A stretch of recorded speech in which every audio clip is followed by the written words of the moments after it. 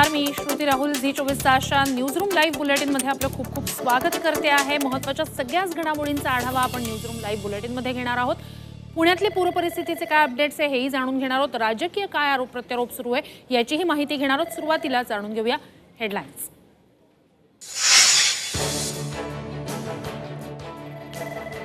महाराष्ट्रात आरक्षणाची गरजच नाही, सोलापुरात राज ठाकरेंचं वक्तव्य। तर महाराष्ट्रात मणिपूरसारखी परिस्थिती करायला शरद पवारांनी हातभार लावू नये, राज ठाकरेंची खोचक टीका। शिंदे पवार बैठकीत अदानींच्या अधिकाऱ्यांसह धारावीवर चर्चा झाल्याची माहिती। मुंबईची लूट होऊ देणार नाही, राऊतांची प्रतिक्रिया। तर धारावीचा स्क्वेअर फुटाचा भाव काढला तर तुम्हाला राजकारण कळेल, राज ठाकरेंचा खोचक टोला। चांदीवाल अहवाल मवियानं का जाहीर केला नाही, फडणवीसांचा सवाल। तर अहवाल आधी जाहीर करा, नंतरच तुरुंगातील प्रवक्त्यांना बोलायला लावा, राऊतांचा टोला। अनिल देशमुखांकडूनही टीकास्त्र।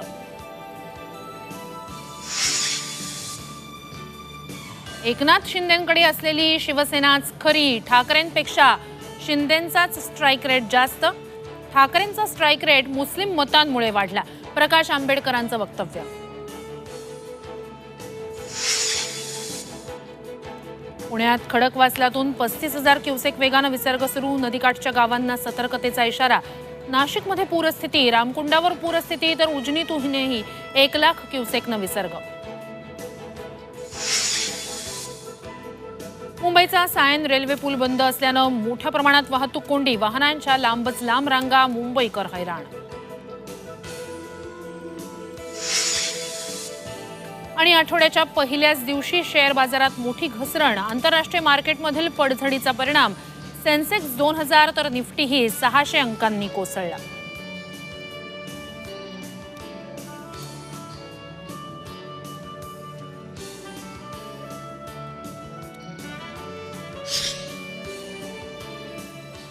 आणि बुलेटिनच्या सुरुवातीला एक महत्त्वाची घडामोड आपण जाणून घेणार आहोत। गिरणा नदीपात्रात 12 ते 13 जण अडकलेले होते, काल मासेमारी करण्यासाठी गेलेले होते। मात्र त्याच वेळेला नदीला मोठ्या प्रमाणात पाण्याचा वेग वाढला आणि हे तरुण त्या ठिकाणी अडकून पडलेले होते।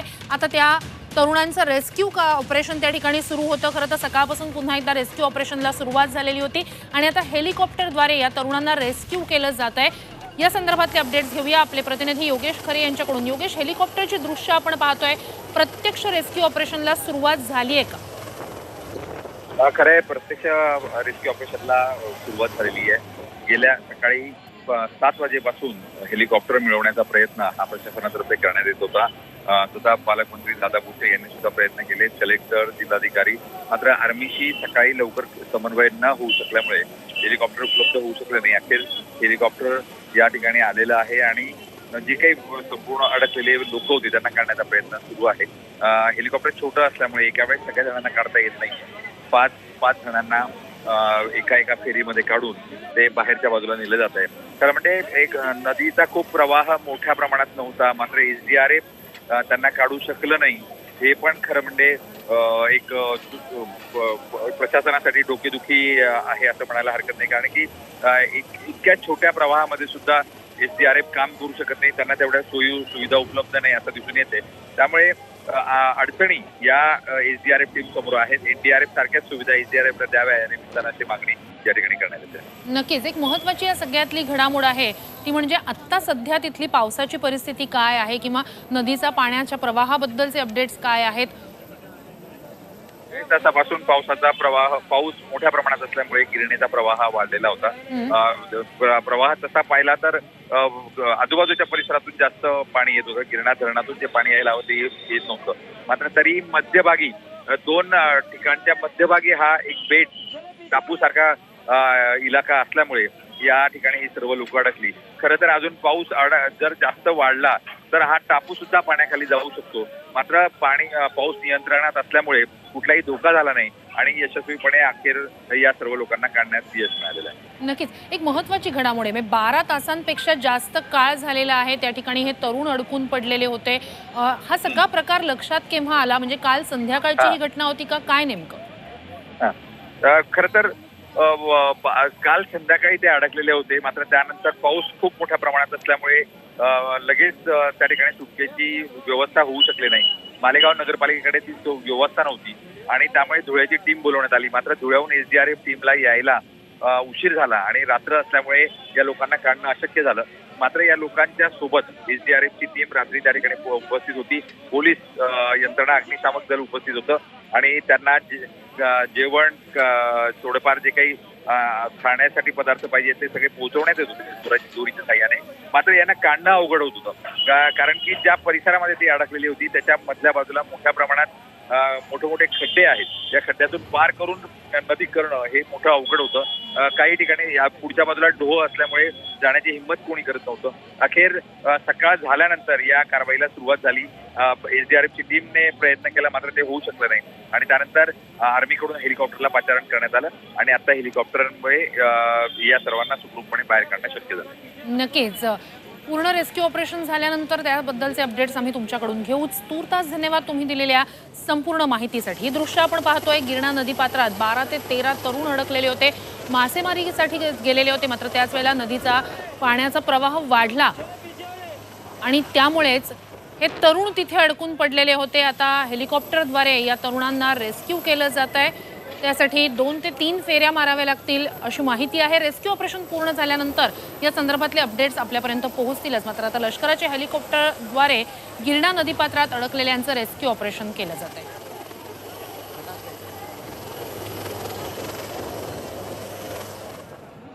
आणि एक महत्त्वाची राजकीय घडामोड आहे ती म्हणजे चांदीवाल आयोगाचा अहवाल किंवा अनिल देशमुख यांनी फडणवीसांवर केलेले आरोप. या सगळ्याच्याच पार्श्वभूमीवर आता परमबीर सिंह आणि फडणवीस यांच्यात डील झालेलं होतं आणि त्यानुसारच परमबीर सिंह यांनी माझ्यावर आरोप केले असा आरोप किंवा असं एक वक्तव्य माजी गृहमंत्री अनिल देशमुख यांनी केलेलं आहे. हा गंभीर आरोप आहे. त्यांचं म्हणणं आहे फडणवीस आणि परमबीर यांच्यात डील झाल्यानुसारच माझ्यावर आरोप परमबीर सिंह यांनी केलेले होते. गाडीत बाहेर स्फोटकं ठेवणं, अंबानींच्या घराबाहेरचा हा सगळा प्रकार होता, गाडी मालकाची हत्या, या सगळ्या प्रकरणी फडणवीस आणि परमबीर सिंह यांच्यात बोलणं झालेलं होतं. परमबीर सिंह तेव्हा फडणवीसांना शरण गेले असा गंभीर आरोप देशमुखांनी केलाय. त्यावेळेस परमबीर सिंग आणि देवेंद्र फडणवीस यांना त्यांचं बोलणं झालं. परमबीर सिंग त्यांना शरण गेली की मला कोणत्या पद्धतीने मला अटक करू नका, मला अटक झाली नाही पाहिजे. आणि परमबीर सिंग त्यांना शरण गेले आणि देवेंद्र फडणवीसनी मग आमचं सरकार पडण्यासाठी त्यांना सांगितलं की ठीक आहे, आम्ही तुम्हाला परमबीर आम्ही तुम्हाला मदत करू आणि मग तुम्ही पहिले अनिल देशमुखावर आरोप लावा. अशा पद्धतीने त्या परमबीर सिंग आणि देवेंद्र फडणवीसचं डील झालं होतं आणि म्हणून परमबीर सिंगनी माझ्यावर आरोप लावले. अत्यंत गंभीर आरोप ज्या पार्श्वभूमीवर आहे ती आहे वसुली प्रकरणासंदर्भातले आरोप होते आणि याच संदर्भात चौकशीसाठी चांदीवाल अहवाल नेमण्यात आलेला, चांदीवाल आयोग नेमण्यात आलेला होता, ज्याच्या अहवालावरून सध्या आरोप प्रत्यारोप जोरदार होत आहेत. माजी गृहमंत्री अनिल देशमुख आणि संजय राऊत या दोघांनीही चांदीवाल आयोग या सरकारनं आधी जाहीर करावा असं म्हटलेलं आहे. थेट आव्हान या सरकारला दिलेलं आहे. चांदीवाल आयोगाच्या मुद्द्यावरून मवियानं तो का जाहीर केला नाही असं वक्तव्य फडणवीसांनी केलेलं होतं आणि आता त्याला राऊत आणि माजी गृहमंत्री अनिल देशमुख या दोघांनीही या सरकारनं हा आयोग जाहीर करावा असं म्हणत थेट आव्हान दिलेलं आहे. मगच त्यांना तुरुंगातल्या प्रवक्त्यांना बोलायला लावा असंही राऊतांनी म्हटलंय.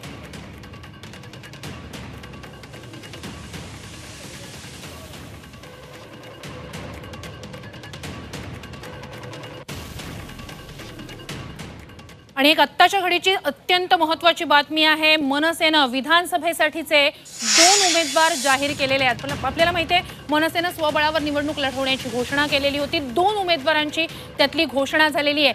शिवडीतून मनसेकडून बाळा नांदगावकर रिंगणात असतील तर पंढरपूर विधानसभेतून दिलीप धोत्रे हे मनसेचे उमेदवार असतील. ही अत्यंत महत्त्वाची घडामोड म्हणता येईल. विधानसभेसाठी मनसेनं 2 उमेदवारांची नावं घोषित केलेली आहेत. जवळपास 200 ते 225 जागांबाबतचा विचार मनसेकडून केला जात होता. त्याच दृष्टीने राज ठाकरे यांच्याकडून सुद्धा चाचपणी केली जाते. त्यांचे दौरे सध्या वेगवेगळ्या भागातले सुरू आहेत. या सगळ्याच्याच पार्श्वभूमीवर 2 महत्त्वाच्या ठिकाणची उमेदवारांची घोषणा ही आता मनसेकडून करण्यात आलेली आहे. शिवडीतून मनसेकडून बाळा नांदगावकर रिंगणात असतील तर पंढरपूरमधून धोत्रे रिंगणात असतील. अधिकची माहिती आपल्या प्रतिनिधी कृष्णात पाटील यांच्याकडून घेऊया. कृष्णात, काय अपडेट्स आहेत? 2 महत्त्वाची नावं, 2 महत्त्वाच्या ठिकाणांची उमेदवारांची मनसेची घोषणा. श्रुती, मागच्याच आठवड्यात राज ठाकरे यांनी स्वबळावर लढण्याचे निश्चित केलं होतं आणि त्यानुसार आता एकला चलोची भूमिका ही स्पष्ट झालेली दिसून येते. कारण सध्या राज ठाकरे हे राज्याच्या दौऱ्यावर आहेत आणि सोलापूरमध्ये असताना त्यांनी या 2 नावांची घोषणा केलेली आहे. शिवडी मतदारसंघातून मनसेचे नेते बाळा नांदगावकर यांचं उमेदवारी जाहीर करण्यात आली आहे, तर पंढरपूरमधून दिलीप धोत्रे यांना उमेदवारी जाहीर करण्यात आलेली आहे. सर्व महाराष्ट्रामध्ये पहिल्यांदाच अधिकृतरित्या मनसेनं ही उमेदवारी जाहीर केलेली आहे. इतर कुठल्याच पक्षांची उमेदवारी अद्याप कोणी जाहीर केलेली नाही उघडपणे, परंतु मनसेनं मात्र यामध्ये आघाडी घेतलेली दिसून येते आणि आक्रमकरित्या संपूर्ण महाराष्ट्रात देखील अशाच प्रकारे जवळपास 225 ते 250 जागा लढवण्याचं त्यांनी स्पष्ट केलेलं होतं आणि यामुळं त्यातली ही पहिली 2 नावं जी आहेत ती पाहायला मिळत आहेत. आणि बाळा नांदगावकर शिवडीमधून यापूर्वी आमदार देखील राहिलेले आहेत, तो त्यांचा मतदारसंघ राहिलेला आहे आणि या ठिकाणी सध्या शिवसेना उद्धव बाळासाहेब ठाकरे गटाचे अजय चौधरी हे आमदार आहेत. त्यामुळे त्यांच्यासमोर आता आव्हान जे आहे ते मनसेचं असणार आहे, परंतु भाजप म्हणजे महायुतीचा उमेदवार तिथं कोण असणार अशा प्रकारे तिथं तिरंगी लढतीची अपेक्षा सध्या व्यक्त केली जाते. नक्कीच कृष्णात, अत्यंत महत्त्वाची ही घडामोड म्हणता येईल. मनसेकडून वरळी विधानसभेत सुद्धा विशेष लक्ष घातलं जात आहे. वरळीबद्दलची घोषणा अद्याप होत नाहीये, शिवडी आणि पंढरपूरची घोषणा केली जाते. वरळीसाठी काय नेमकं मग मनसेची रणनीती आहे? कारण लक्ष तर घातलेलं आहे मनसेनं तिथे, आणि या पाठोपाठ आणखी कुठली उमेदवारांसंदर्भातली घोषणा होऊ शकते मनसेकडून? वरळी विधानसभा मतदारसंघामध्ये राज ठाकरे यांनी लक्ष घातलेलेच आहे. त्याचबरोबर संदीप देशपांडे हे तिथून उमेदवार असल्याचं जवळपास निश्चित करण्यात आलेलं आहे, परंतु अद्याप उमेदवारी जाहीर करण्यात आली नाही. त्याचबरोबर मुख्यमंत्री एकनाथ शिंदे यांची परवा भेट घेतल्यानंतर परवाच्या भेटीमध्ये देखील वरळीच्या विविध प्रश्नांचा त्या ठिकाणी चर्चा झाल्याचं सांगितलं गेलं होतं. राज ठाकरे, संदीप देशपांडे आणि आपले एकनाथ शिंदे हे तिघे या बैठकीला होते आणि त्यामुळे वरळी सोबतच मुंबईतले इतर मतदारसंघ असतील, खास करून त्यांचं लक्ष मुंबई, ठाणे, नाशिक या पट्ट्यामध्ये आहे. कारण या पट्ट्यामध्ये मनसेची चांगली ताकद असल्याचं माहिती जातं, संघटनात्मक ताकद चांगली आहे. त्यातच आता जरी सोलापूर आणि या ठिकाणी दौरा सुरू असला तरी संपूर्ण राज्यभरात ज्या ज्या ठिकाणी दौरे होतील त्या ठिकाणी उमेदवारी राज ठाकरे हे जाहीर करतील अशी शक्यता दिसते. नक्कीच या सगळ्याबाबतचे अपडेट्स तुमच्याकडून घेत राहणार आहोत. मात्र अत्यंत महत्त्वाची घडामोड म्हणता येईल, मनसेकडून 2 उमेदवार घोषित करण्यात आलेले आहेत. शिवडी मतदारसंघामधून बाळा नांदगावकर, दिलीप धोत्रे पंढरपूरमधून. आत्तापर्यंत कोणत्याही पक्षानं उमेदवारांची घोषणा केलेली नाहीये. मनसेनं स्वबळावर लढण्याची घोषणा केलेली होती, त्यानंतर आता 2 ठिकाणाहून उमेदवारांची घोषणा मनसेकडून करण्यात आली आहे. तुर्तास धन्यवाद कृष्णा, तुम्ही दिलेल्या संपूर्ण माहितीसाठी.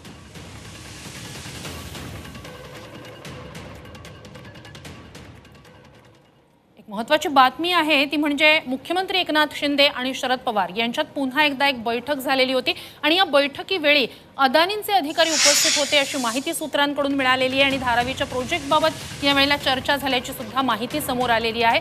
अर्थात या सगळ्या संदर्भात म्हणजे धारावी पुनर्विकास प्रकल्पावरून ठाकरे गटाकडून जोरदार आरोप होतोय आणि पुन्हा एकदा संजय राऊत यांनी आम्ही अशा प्रकारे मुंबईची लूट होऊ देणार नाही, धारावीकरांना लुटू देणार नाही असं म्हणत या मुद्द्यावरून टीका केलेली आहे.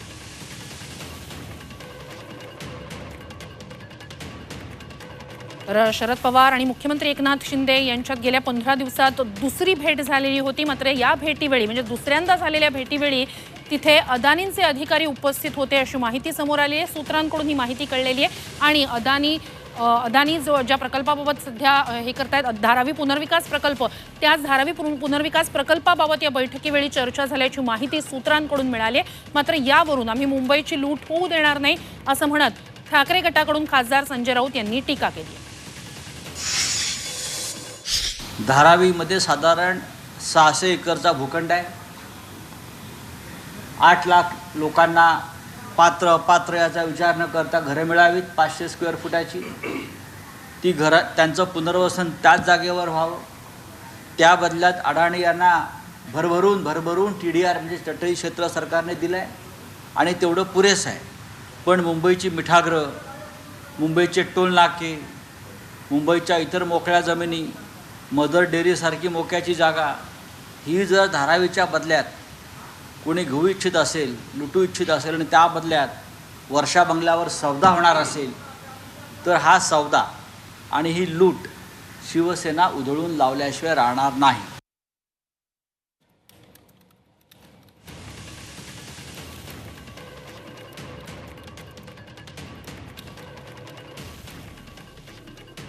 साधारणपणे धारावी कुठे तुम्हाला माहिती आहे, आणि धारावी जिथे समजा आहे तिथे जर आत्ता जर समजा तुम्ही स्क्वेअर फुटाचा भाव काढलात तर तुम्हाला हे सगळं राजकारण कळेल.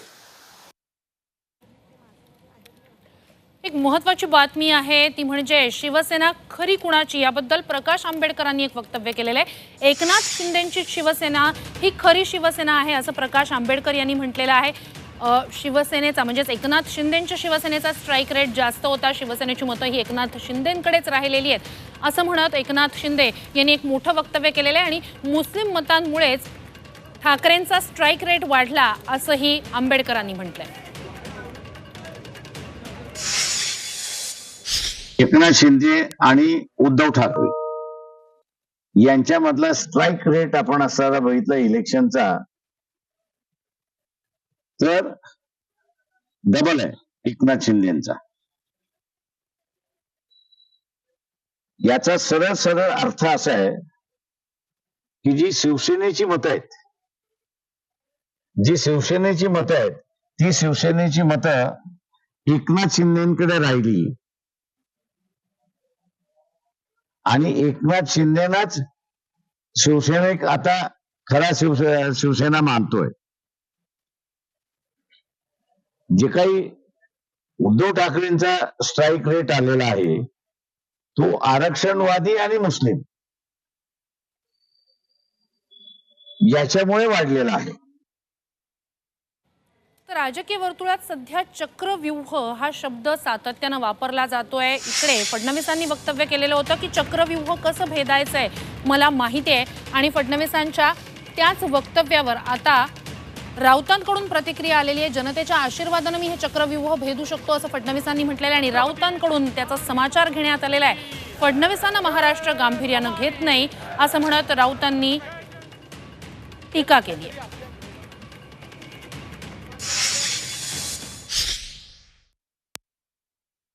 देवेंद्र फडणवीसची ताकद हे समोर बसलेले भाजपचे हजारो कार्यकर्ते आहेत आणि देवेंद्र फडणवीसची कवच कुंडल देखील हे समोर बसलेले कार्यकर्ते आणि या महाराष्ट्रातले हजारो लाखो कार्यकर्ते आहेत. ते जोपर्यंत माझ्या पाठीशी आहेत. अभिमन्यूला चक्रव्यूह मध्ये फसवलं होतं, पण अभिमन्यूला चक्रव्यूह तोडणं माहिती नव्हतं. पण तुमच्या आशीर्वादानं कितीही चक्रव्यूह मांडले तरी ते कसे भेदायचे हे मला निश्चितपणे माहिती आहे आणि ते आपण भेदून दाखवणार आहोत. देवेंद्र फडणवीस यांच्या वक्तव्याकडे फार गांभीर्यानं सध्या महाराष्ट्र पाहत नाही, अजिबात पाहत नाही. अनिल देशमुख यांनी जो खुलासा केलेला आहे आणि त्या खुलाशावर उत्तर देण्यासाठी ज्या फडणवीसांना तुरुंगातल्या एका गुन्हेगाराची मदत लागते प्रवक्ता म्हणून, जो बॉम्बस्फोटामध्ये, खून प्रकरणामध्ये, दहशतवादी कारवायांमध्ये जे लोक अडकलेले आहेत त्यांना आपल्या जवळ ठेवणं आणि त्यांच्या माध्यमातून विरोधकांवर हल्ले करणं ही ज्याची फितरत आहे किंवा हे त्याला अशा लोकांची मदत घ्यावी लागते त्यांना, त्याच्यातच ते चक्रव्यूहात किती अडकले आहेत ते स्पष्ट दिसत आहे. एक महत्त्वाची बातमी सरकारला दिलासा देणारी. लाडकी बहीण योजनेविरोधातील याचिका ही हायकोर्टानं फेटाळून लावलेली आहे. सरकारला हा मोठा दिलासा म्हणता येईल. हा निर्णय धोरणात्मक आहे असं म्हणत हायकोर्टानं या योजनेविरोधातील याचिका फेटाळलेली आहे. त्या योजनेत हस्तक्षेप करता येणार नाही असंही हायकोर्टानं म्हटलंय. नवी मुंबईतील एका सीएनं लाडकी बहीण योजनेविरोधात याचिका दाखल केली होती, मात्र हायकोर्टानं ही याचिका फेटाळली आहे. त्यामुळे 14 ऑगस्टला सरकारी तिजोरीतून जाणाऱ्या पहिल्या हप्त्याचा मार्ग मोकळा झालेला आहे.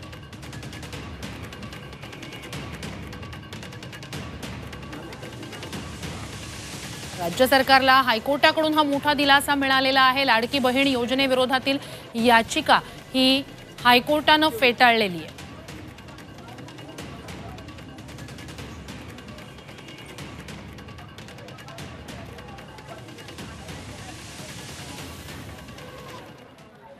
तर याच योजनेबद्दलची एक महत्त्वाची घडामोड आहे ती म्हणजे मुख्यमंत्री माझी लाडकी बहीण योजना असं या योजनेचं नाव होतं. मात्र आता जनसन्मान यात्रा जी राष्ट्रवादीनं काढलेली आहे त्या यात्रेच्या संदर्भातील पोस्टरवरून मुख्यमंत्री हा शब्द वगळण्यात आलेला आहे.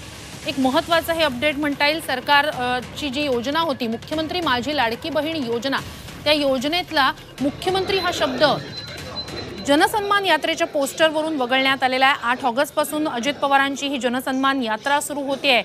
लाडकी बहीण योजनेच्या नावात राष्ट्रवादीच्या यात्रेदरम्यान बदल करण्यात आलेला आहे.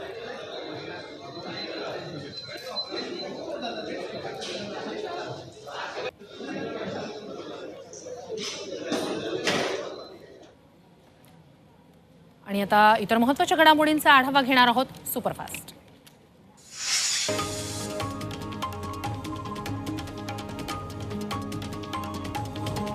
सोलापूर आणि पुणे जिल्ह्यासाठी जीवनदायी ठरलेल्या उजनी धरणातून 1 लाख क्युसेक वेगानं पाण्याचा विसर्ग सुरू करण्यात आलाय.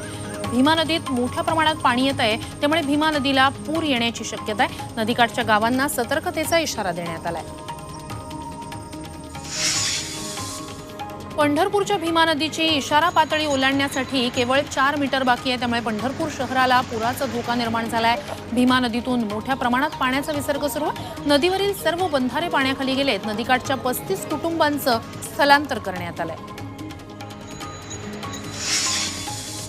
पंढरपूरच्या भीमा नदीच्या पाणी पातळीत वाढ झाली आहे. नदीवरील बंधारे पाण्याखाली गेल्यानं बंधाऱ्याकडे जाणारे सर्व रस्ते बंद करण्यात आलेत. या ठिकाणी पोलिसांचा मोठा बंदोबस्त ठेवण्यात आलाय. पुण्यातील ओंकारेश्वर मंदिरात पाणी भरलंय. मुठा नदीच्या पुराचं पाणी मंदिरात शिरलंय, त्यामुळे आज श्रावणी सोमवार असूनही मंदिराचं मुख्य प्रवेशद्वार दर्शनासाठी बंद आहे. गाभाऱ्यातील प्रवेशद्वार भक्तांसाठी खुलं करण्यात आलंय. भाविकांना याच पाण्यातून वाट काढत जावं लागतंय. खडकवासला धरणाच्या सांडव्यावरून मुठा नदीपात्रात होणारा विसर्ग कमी करण्यात आलाय. सध्या 35,948 क्युसेक पाण्याचा विसर्ग सुरू आहे. पावसाच्या प्रमाणानुसार विसर्ग कमी जास्त केला जाण्याची शक्यता आहे. पुण्यातील एकतानगर परिसरातील पाणी ओसरायला सुरुवात झाली आहे. मुख्य रस्त्यावरचं पाणी हळूहळू कमी होतंय. खडकवासला धरणातून विसर्ग कमी केल्यानं आता पूर ओसरतो. पुणे शहरासह धरण पाणलोट क्षेत्रात पावसाचा जोर ओसरलाय. मात्र धरणांमधून नद्यांमध्ये विसर्ग अद्यापही सुरूच आहे. खडकवासला धरणातून 45,705, पानशेत धरणातून 10,500 तर वरसगाव धरणातून 10,102 क्युसेक पाण्याचा विसर्ग सुरू आहे. पुणे जिल्ह्यातील पानशेत धरण 100% भरलंय, त्यामुळे पानशेत वरसगाव खोऱ्यातील नागरिकांनी धरणाच्या पाण्याचं जलपूजन केलं. पुष्पहार, श्रीफळ, खण अर्पण करून जलपूजन करण्यात आलं. मुंबईला पाणी पुरवठा करणारे 5 तलाव ओसंडून वाहत आहेत, त्यामुळे मुंबईकरांची वर्षभराची पाणी चिंता मिटली. मुंबईला 7 तलावांमधून पाणी पुरवठा होतो, त्यातील 5 तलाव ओव्हरफ्लो झालेत. 7 तलावांमध्ये सध्या 90% पाणी साठा उपलब्ध आहे. पालघर जिल्ह्यात मुसळधार पावसामुळे अनेक नदी नाल्यांना पूर परिस्थिती आहे. धामणी धरणाचे 5ही दरवाजे उघडल्यानं सूर्या नदीच्या पाणी पातळीत वाढ झाली आहे, त्यामुळे नदी शेजारच्या गावांना सतर्कतेचा इशारा देण्यात आला. कृष्णा नदीच्या पाणलोट क्षेत्रात पावसाचा जोर ओसरल्यानं पाणी पातळीत घट सुरू आहे. सध्या कृष्णा नदीची पाणी पातळी 11 इंचानं घसरली आहे. 39 फूट इतकी आहे, त्यामुळे कृष्णेकाठच्या नागरिकांना तूर्त दिलासा मिळतोय.